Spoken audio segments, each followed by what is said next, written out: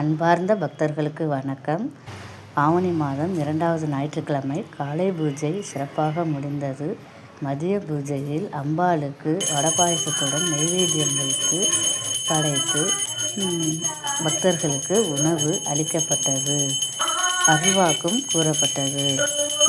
இங்கனம் ஸ்ரீ நவசக்தி மகா மாரியம்மன் ஆலயம், சித்தர் சீமான் சுவாமிகள், சாந்திநகர், தாராசுரம்.